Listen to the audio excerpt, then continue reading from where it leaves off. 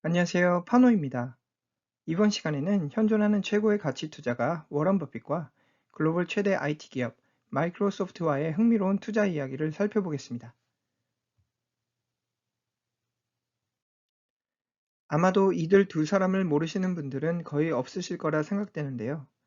오른쪽 사진 이미지는 글로벌 최대 가치 투자가 워런 버핏, 왼쪽 사진 이미지는 글로벌 최대 IT 기업 마이크로소프트 기업 공동 설립자 빌 게이츠입니다. 다음 장면은 지난 2018년 평소 베스트 프렌드 사이로 잘 알려진 워런 버핏과 빌 게이츠가 함께 핀볼 머신 박물관을 방문하여 핀볼 머신 투어를 하면서 옛 추억을 회상하는 장면입니다. 워런 버핏과 빌 게이츠의 나이를 초월한 서로에 대한 깊은 신뢰와 존경심은 이미 우리 모두에게 잘 알려진 팩트입니다.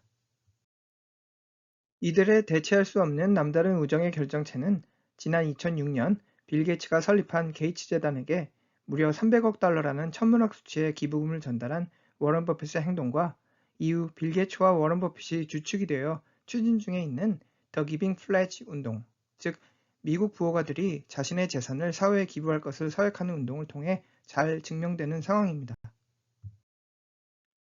비록 지금은 유명 자선사업가로서 같은 길을 걷는 워런 버핏과 빌 게이츠, 그러나 지난 1997년 워런 버핏과 빌 게이츠는 투자자와 사업가로서의 관계를 형성했다는 점이 매우 흥미롭게 다가오는데요. 자, 지금부터 본격적으로 지난 1997년 워런 버핏이 투자를 거절했던 빌 게이츠의 마이크로소프트 기업 스토리를 함께 살펴보겠습니다. 지난 1997년 8월 17일 일요일 저녁 9시 37분, 한 통의 이메일이 워런 버핏에게 전달됩니다.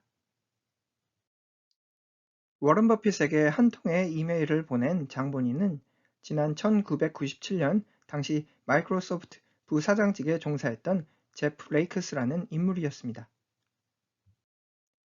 마이크로소프트 오피스 핵심 개발자이자 당시 마이크로소프트 서열 3위였던 제프 레이크스는 이메일을 통해 마이크로소프트 기업 비즈니스 모델을 설명함과 동시에 왜 워런 버핏은 지금 당장 마이크로소프트에 대한 투자를 적극 고려해야 할지 그 이유들에 대해 설명한 것으로 전해지고 있습니다.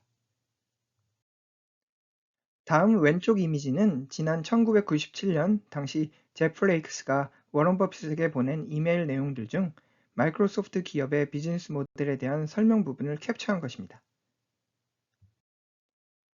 해당 이메일 내용에서 제프가 설명했던 마이크로소프트의 두 가지 핵심 사업 모델은 첫째, 로열티 사업 모델과 둘째, 소프트웨어 사업 모델로 확인됩니다.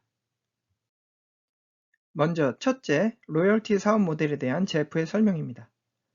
지난 1997년 당시 마이크로소프트 기업의 로열티 사업 모델, 즉 하드웨어 PC 컴퓨터 한 대 판매당 지급되는 마이크로소프트 소프트웨어 로열티 사업 모델을 당시 워런 버핏이 투자해온 코카콜라와 시즈 캔디와 같은 성공 투자 기업들 면모와 매우 흡사하다는 비유를 설명 중에 있습니다. 지난 1996년 기준 전 세계 PC 컴퓨터 매출 판매량은 약 400억대로 집계되며 이들 중 대략 80%는 마이크로소프트 운영체제를 라이센싱했다고 설명하는 제프 레이크스는 마이크로소프트 비즈니스 모델을 고속도로 톨게이트에 비유하고 있습니다.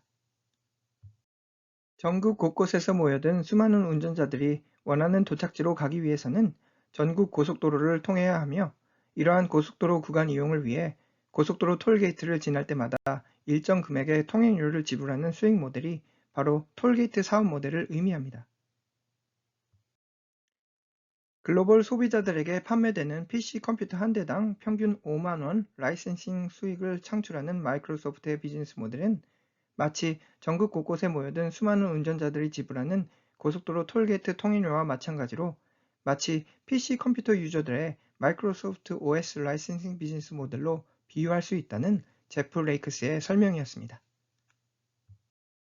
다가오는 2000년 전 세계 PC 컴퓨터 판매량은 현 수준의 2배에 달하는 약 1000억 대 컴퓨터 판매 대수가 예측되는 가운데 해적판 MS 윈도우 제품들에 대한 단속과 마이크로소프트 신제품에 대한 가격 정책을 통해 향후 3, 4년 안에 마이크로소프트의 로열티 매출은 현 수준의 20억 달러에서 72억 달러 수준으로 급증할 것이 예측된다는 제프 레이크스의 설명입니다.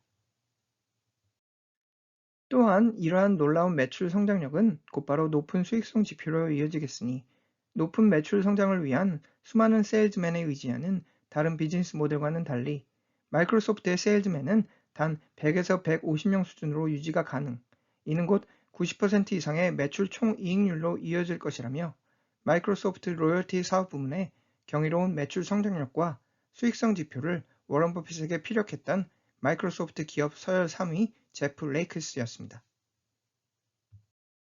제프 레이크스의 워런 버핏을 향한 마이크로소프트 투자 홍보 전략은 다음 두 번째 마이크로소프트 사업 모델에 대한 이메일을 통해 극대화됩니다. 바로 마이크로소프트 기업이 지닌 두 번째 매력적 사업 구조, 소프트웨어 사업 모델에 대한 제프 레이크스의 설명 부분입니다. 앞서 제프가 설명한 마이크로소프트의 로열티 파워는 OEM 기업들, 즉 PC 컴퓨터 제조 기업들과 직접 연관된 수익 구조이겠으며, 이번에 설명하는 소프트웨어 사업 부문은 PC 소비자들로부터 창출되는 별도의 마이크로소프트 패키지 판매로 구성됩니다. 앞서 로열티 사업 부문을 톨게이트 사업 모델에 비유했던 제프 레이크스는 이번 소프트웨어 사업 부문은 면도날 면도기 사업 모델에 비유하고 있습니다. 면도기, 즉 PC 컴퓨터 하드웨어를 사용하는 유저들은 지속적으로 면도날, 즉 마이크로소프트 소프트웨어를 교체해야 함을 거듭 강조.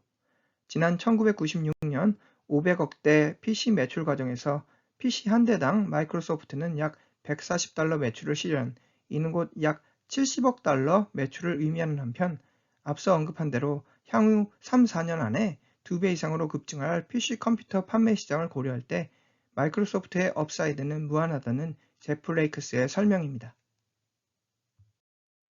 자, 그렇다면 지난 1997년 제프 레이크스의 이메일을 접했던 투자 규제 워런 버핏은 과연 당시 마이크로소프트에 대한 투자에 청신호를 보냈을까요? 지난 1997년 당시 제프 레이크스와 워런 버핏이 주고받은 이메일 내용을 살펴보면 정답은 No, 아니요 였던 것으로 확인되겠으며, 당시 워런 버핏의 답변은 다음과 같겠습니다. 제프 레이크 씨가 설명해준 마이크로소프트의 비즈니스 모델은 분명 매우 매력적입니다.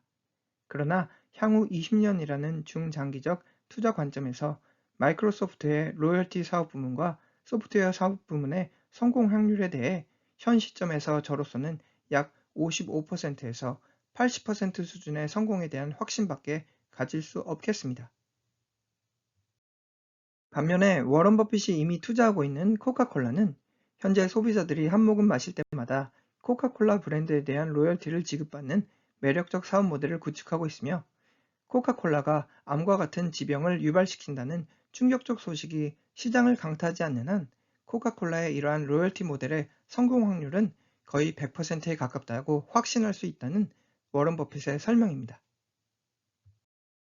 야구의 삼진 아웃제, 즉 단 3번의 스트라이크 아웃으로 야구장 마운드와 투자 업계를 떠나야 하는 삼진 아웃제가 존재하지 않는 투자의 세계에서 워런 버핏은 보다 확실한 성공 확률이 보장되는 코카콜라와 같이 거의 100%에 가까운 높은 투자 성공 확률이 보장되는 투자 기회가 올 때까지 묵묵히 기다리길 선호한다며 당시 마이크로소프트 투자 기회를 거절한 것으로 알려져 있습니다. 자, 다음 차트는 지난 1997년부터 최근까지 마이크로소프트 주가 흐름을 나타낸 것입니다. 지난 1997년 제프의 이메일에 대해 노라고 대답한 워런 버핏에게는 참 아쉬운 투자 기회를 놓쳤음이 파악됩니다. 흥미로운 점은 현재 최고의 절친 관계를 유지하고 있는 워런 버핏과 빌 게이츠임에도 불구하고 워런 버핏이 이끄는 버크셔 해스웨이 주식 포트폴리오는 빌 게이츠의 라이벌이었던 스티브 잡스의 애플이 큰 비중을 차지 중이라는 점입니다. 이상으로 현존하는 최고의 가치 투자가 워런 버핏이 지난 1997년 투자를 거절했던 마이크로소프트 기업 관련 스토리 리뷰였습니다. 감사합니다.